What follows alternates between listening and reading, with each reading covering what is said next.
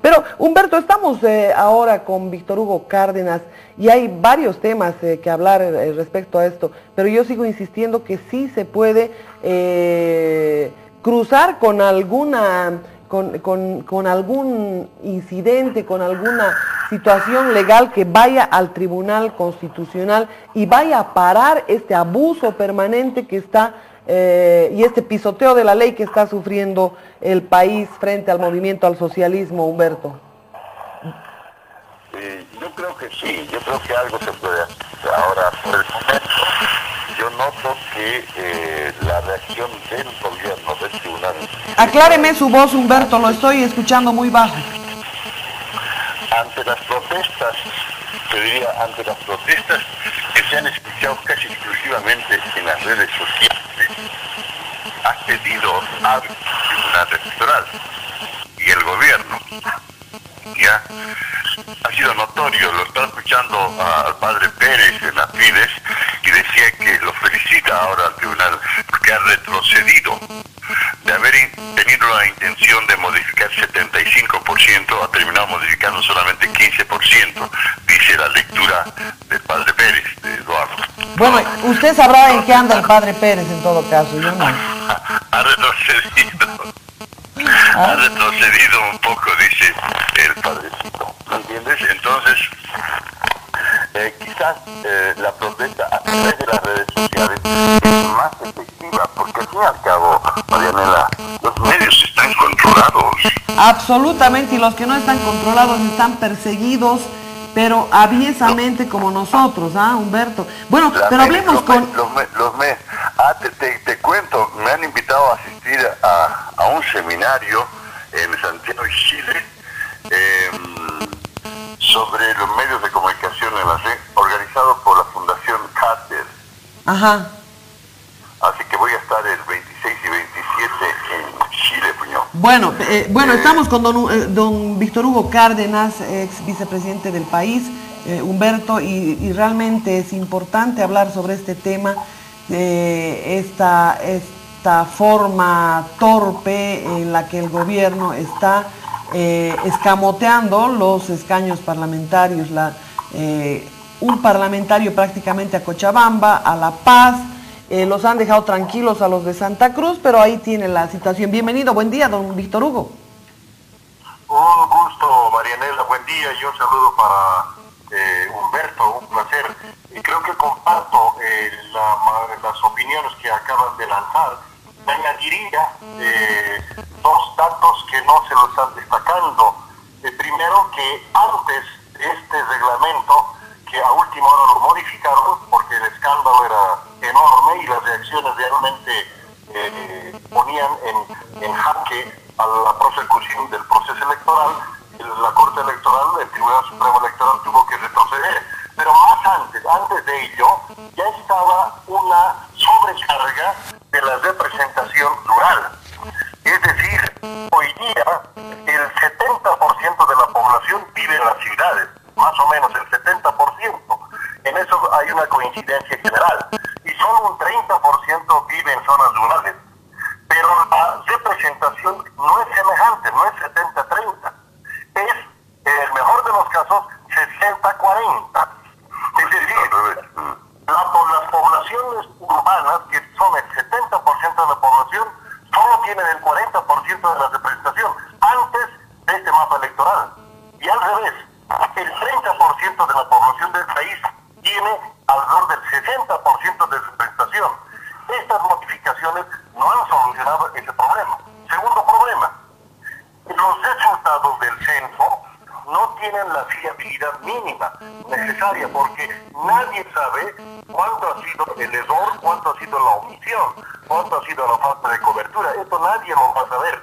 Yo tengo mis serias dudas sobre el trabajo que hizo el Instituto Nacional de Estadística, y me parece que hay gente que desde el manejo de los datos del INE y el manejo de la metodología de la Corte Electoral está tratando de favorecer de una u otra forma a los propósitos reeleccionistas del gobierno. En resumen, a los datos, a los factores y problemas que se han lanzado, hay que añadir la anterior sobrecarga de la representación rural. Y en segundo lugar, confianza de los datos del censo último. Bueno, sabemos que ha sido absolutamente manipulado. En todo caso, es importante saber qué acciones se van a tomar. Bueno, desde la oposición primero, obviamente desde las regiones, desde las organizaciones cívicas, porque esta es una estafa total, una estafa del gobierno que ha visto y ha medido que en sus encuestas, como bien mencionaba hace un momento Humberto Bacaflor, en sus encuestas gringas han aterrizado en la realidad. En las ciudades no los quieren ver ni dibujados a los masistas. Primero por corruptos, segundo por terroristas, tercero por narcotraficantes y cuarto, ¿sabe qué? Por ineptos. Han hecho crecer el aparato público en tal forma que ahora no se justifican escritorios más escritorios que simplemente se dedican a extorsionar a la población. Vaya a la oficina que usted vaya.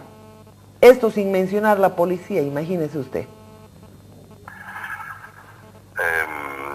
Marianela, yo quiero saludar a Víctor Hugo y también decirle que coincido con sus apreciaciones respecto del 30-70, o sea, 30% de la población vive en el campo y 70% en las ciudades, y es justito al revés la distribución parlamentaria que propone el Tribunal Supremo Electoral ahora. Pero le estaremos haciendo demasiado favor al gobierno, asumiendo que él va a tener una aplastante victoria en las zonas rurales. Creo que más bien lo hace pensando en la posibilidad que tiene de hacer fraude en las zonas rurales más fácil que en las zonas urbanas. ¿Qué opina Víctor Hugo? No, completamente de acuerdo, Humberto, porque el control electoral está totalmente ausente, y me animaría a lanzar una hipótesis que no solo mía, sino de varias personas. Esta Corte Electoral, este Tribunal Supremo Electoral, es el más dócil, el más sumiso a los propósitos del oficialismo en comparación a las Cortes Electorales anteriores. Teníamos una banda de los cuatro, pero estos son peores. Son exfuncionarios del gobierno que han tenido relaciones con tareas que les asigna el gobierno, ahora desempeñándose de miembros del Tribunal Electoral. Por lo tanto, el fraude es una posibilidad real. En el campo, mucho más que en las ciudades, totalmente de acuerdo. Y además, con el voto del exterior, donde tampoco va a haber control electoral. Es decir, el voto rural y el voto en el exterior va a estar absolutamente bajo el monopolio del control del gobierno, y ahí tiene buenos miles de votos que les pueden sacar mayor ventaja al gobierno. Bueno, realmente la situación está así. Nosotros vamos a estar en permanente contacto, don Víctor Hugo Cárdenas. Marianela, adelante, por favor, Marianela, Humberto. Sí, claro. Víctor Hugo, quisiera que nos hagas un comentario acerca de ¿qué opinas tú de la distribución que han hecho? Han hecho algunas mezclas, han combinado algunas áreas urbanas con áreas rurales. ¿Esto es normal? ¿Se daba antes esa situación? Bueno, lo que han hecho los de la actual Corte Electoral es un cuidadoso trabajo de los votantes del país. Es decir, hay una constatación real. El voto urbano se está alejando del gobierno. Por lo tanto, la estrategia del gobierno fue disminuir el territorio del urbano, uniéndolo, mezclándolo con el territorio rural, donde el gobierno tiene mayor votación. Han redibujado las circunscripciones para que el golpe contra el voto del gobierno no sea tan duro como podía haber sido. En segundo lugar, el reglamento inicial realmente era una locura, porque la diferencia del diseño a nivel territorial llegaba hasta el 70%, o sea, el dibujo libre. En el último diseño, en los cálculos iniciales que hice, estarían entre un 12 a un 16-17%. Exacto. Es un margen tolerable, semejante al diseño que han hecho anteriores cortes electorales. Pero lo llamativo es que en el diseño hay una mayor presencia, hay una mayor ampliación del territorio de los votantes rurales sobre los votantes urbanos. La intención es clara, mezclar el voto rural con el voto urbano para atenuar la disminución de la erosión evidente que tiene el gobierno a nivel de voto urbano. Bueno, está clara la situación, pero ahora ojalá haya alguna acción en relación a ese tema, Humberto. Han resultado, por lo tanto, circunscripciones híbridas, ¿no, Víctor Hugo? Claro. Exactamente. Ni de allá ni de acá. Especiales, las mezcladitas, ¿no? Incluso las circunscripciones normales son también híbridas, porque ha habido un diseño general en favor del voto electoral oficialista. Ahora, ¿qué haría la oposición? ¿Qué se puede hacer? Mire, desde hace rato, desde 2009, yo estoy totalmente convencido que a la oposición no le interesan las reglas de juego. Lo que les interesa es tener 3 senadores y 10 diputados anchochos, felices con eso. Elaborar una propuesta alternativa o mejorar las reglas de juego, no lo hacen. Pruebas, me remito a las pruebas. Han permitido que el candidato oficialista vaya contra la Constitución, contra la ley electoral y contra el acuerdo de los caballeros en Cochabamba, incluso con veedores internacionales. Han permitido. Segundo, han permitido que la ley electoral sea modificada a la medida del gobierno. Tercero, están trabajando para postular candidatos que van a dar una imagen de vuelta al pasado y que el elector va a preferir seguir con lo malo conocido que con lo peor dejado atrás. Es decir, el 2009 lo que han hecho es poner a manifiesto que era justamente el perfil que la estrategia del MAS se quería, y por eso nos dieron una paliza. Entonces, hay un trabajo de complicidad consciente o inconsciente de la oposición para favorecer el trabajo del gobierno. En esas circunstancias va a ser muy difícil tomar alguna acción eficaz y eficiente. Qué barbaridad, qué barbaridad. Víctor Hugo está totalmente de acuerdo. Ahora, ¿qué querrán estos partidos de la oposición? ¿Querrán vender diputados? Porque los diputados de la oposición en la actual composición del Parlamento se han vendido casi en masa al MAS. Así es. Entonces ahora seguramente querrán vender otros y quizás lo que habría que pedir es que den factura, ¿no? Por lo menos. Si le pido que Víctor Hugo, Humberto, si les pido que redacten un mensaje en Twitter a la gente, o uno en Facebook o en LinkedIn, no sé, en alguna de las redes sociales, en pocas palabras, ¿qué le dirían a la gente frente a este escamoteo, a este abuso, a esta forma tramposa de actuar del gobierno? Primero, por favor, don Víctor Hugo. Bueno, en una entrevista que me hizo un periódico de circulación nacional, yo resumía el sentido de la elección 2014. El país, si entendemos por política los grandes temas nacionales, las grandes necesidades y soluciones, decía el país va a elegir suicidarse con un revólver o con una escopeta. Es decir, no hay una alternativa que enfrente las grandes necesidades nacionales. Y diría que si hoy fuese la votación, honestamente entro a la cámara oscura, abro mi papeleta y yo marcaría nulo o simplemente blanco. Preferiría nulo porque no estoy conforme con esas opciones. Es decir, lo oficialista está hundiendo al país y bueno, las opositoras pero veremos qué pasa las siguientes semanas y meses. Bueno, el nulo favorecería al gobierno, al continuismo en todo caso. Humberto, ¿qué le diría a la gente en Twitter? ¿Qué va a ser lo que va a redactar usted, el próximo mensaje respecto a esta distribución de escaños? Yo me mantengo en mis cabales. En octubre vamos a votar por autorizar o no autorizar la venta de droga en los colegios, en las puertas de los colegios. Esa es la verdadera opción. Pero es que ese no es el tema ese no es el tema del momento. El tema del momento, que hagas lo que hagas, haga lo que haga la gente del área urbana, obviamente frente a la representación parlamentaria que tiene el gobierno, la historia es diferente. Es decir, no es lo mismo que 50.000 votos del Chapare tengan un parlamentario y 100.000 votos de Cochabamba, o 200.000 del Cercado sean un parlamentario. ¿Me entiende lo que le digo? O sea, necesitamos 200.000 votos los del Cercado para equiparar uno con 50.000 votos del Chapare en nivel de representación. A esto es a lo que me refiero. Estamos volviendo, por lo tanto, al voto calificado, Víctor Hugo, ¿no? De acuerdo. De alguna forma. El formato es efectivamente el viejo voto calificado. Bueno, triste la situación. Podemos añadir que según la Constitución hay una triple ciudadanía. Es decir, en teoría, todos debemos ser iguales ante la Constitución, ciudadanos con los mismos derechos y deberes. Pero si una de la Constitución, los indígenas del campo son ciudadanos de primera. Bueno, de la ciudad, ciudadanos de segunda, y los que no son indígenas, ciudadanos de tercera. Ahora con el voto están completando esa diferenciación.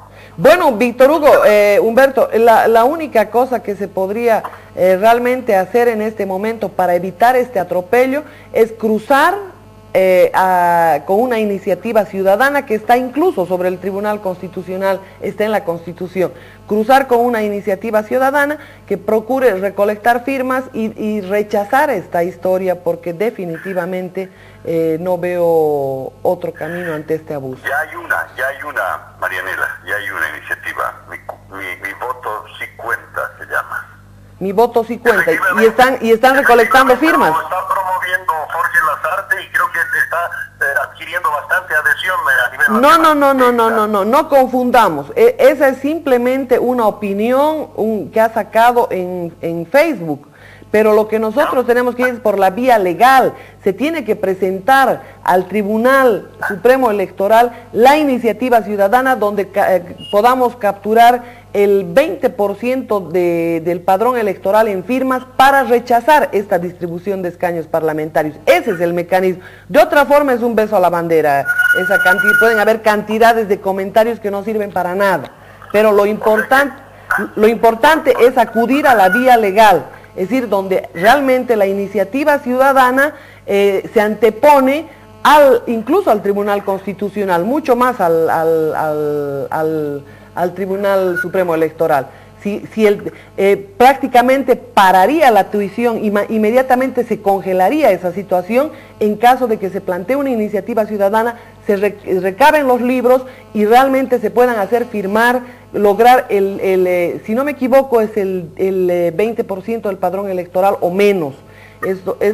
Esto significarían algo así como 200,000 firmas en todo Bolivia de rechazo a esto que está haciendo el movimiento al socialismo. Por lo menos, obviamente, de este absurdo abusivo tiene que salir desportillado. Yo creo que 200,000 firmas se recolectan en el país, Víctor Hugo.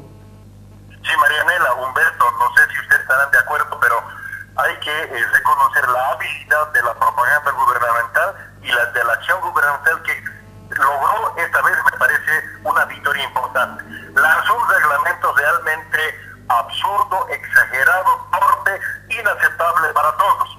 Retrocede a última hora y reformula su reglamento, disminuye el porcentaje de variación alrededor de 12 a 15% y lanza un mapa electoral que incluso ante la vista de críticos es mejor que el anterior. Por lo tanto, se olvidan todos, incluso los críticos, la sobrecarga rural, del voto rural y de la representación rural anterior a este tema. Ahorita va a ser un poco más difícil poder cuestionarlo porque incluso gente bastante crítica al gobierno está aplaudiendo este último mapa electoral. Yo creo que el gobierno ha hecho una hábil jugada para lograr su propósito. Bueno, en todo caso, intentando no se pierde nada. Ojalá, me parece, es el camino. Ojalá hoy hayan otras iniciativas, pero yo diría que se tiene que ir a una iniciativa ciudadana para rechazar. Yo les había planteado esto en este programa a alguna gente que entrevistaba, pero antes de que mandaran al Tribunal Constitucional la aprobación de la candidatura de Juan Evo Morales, convertirla en iniciativa ciudadana para rechazar esta tercera candidatura. Pero no sé, por alguna razón no se animaron o simplemente son, como usted mencionaba, funcionales o totalmente serviles al gobierno. Porque de poder parar esto por la vía legal, sí se puede parar, Víctor Hugo, tengan la mayor certeza en relación a este tema. Así que... ¿Qué será, Marianela?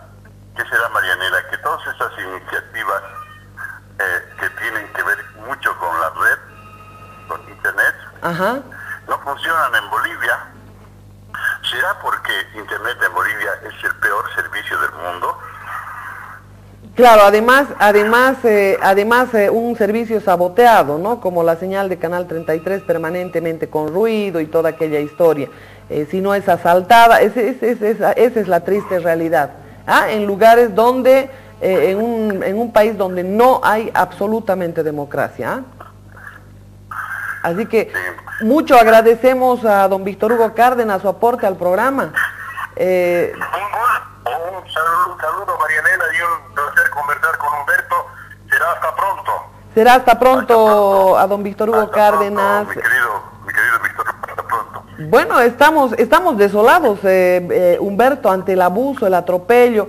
¿Será que la gente, es decir, bueno, en el área rural hacen lo que les viene en gana, no vaya a creer que la gente está de acuerdo, pero los obligan con amenazas hasta de muerte, ¿verdad?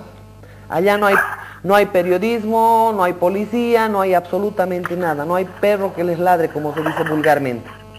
Y sobre todo, no hay cámara oscura. No hay cámara Todo oscura. tiene que hacer delante, o se aplica el sistema de la cadena, ¿no? Así es, Humberto. Bueno, ojalá alguna cuestión salga de este tema, pero es importantísimo que, bueno, yo voy a esperar su tweet en relación a esta distribución de escaños. Yo sé que es usted un gran comunicador, así que mucha gente lo sigue.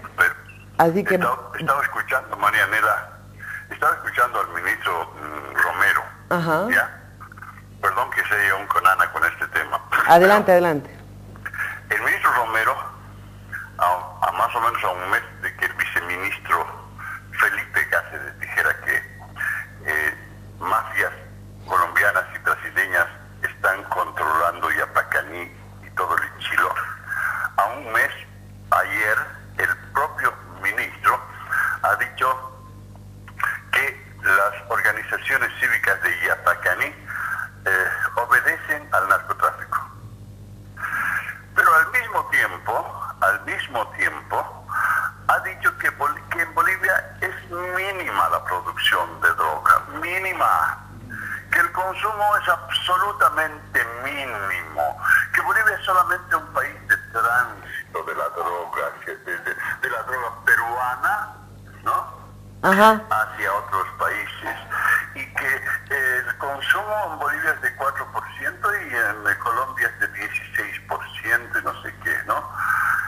Pero resulta que no toman en cuenta la realidad verdadera en el sentido de que, por ejemplo, Argentina denuncia, lo dice Lanata, y no solo Lanata, el periodista Jorge Lanata, sino gobernadores del norte argentino que denuncian que todos los días ingresan desde Bolivia a territorio argentino camiones cargados con pasta base de cocaína, todos los días, y han convertido a la Argentina en un productor y exportador de clorhidrato de cocaína, ¿no? Exactamente. Entonces, y resulta que estoy todavía escuchando noticias y dice, sigue el juicio por el caso de Apolo, ¿no? Apolo ocurrió en octubre, que no sé, y nadie ha preguntado desde entonces, oye, ¿y qué pasa con los cocaleros venezolanos y colombianos que se denunció entonces que estaban operando en Apolo? O sea, cocaleros venezolanos, no nos olvidemos, pues, ¿no? Qué sé yo, los otros medios no hablan del tema, pero se denunció de parte del gobierno que hay cocaleros venezolanos y colombianos que están trabajando y están cultivando coca en Apolo. Pero definitivamente. es una campaña muy fuerte la del gobierno, y hay gente, te cuento, hay mucha gente que dice, no, el narcotráfico no tiene importancia económica en Bolivia, ¿no? Y esa es una prensa que está lanzando, claro. Y ayer estaba escuchando al padre Pérez que decía lo siguiente: con empresas estatales tan ineficientes y empresas privadas tan ineficientes, yo me pregunto, dijo él, ¿de dónde sale tanta plata en el país? Así es. Gran pregunta la que hizo el padre Pérez.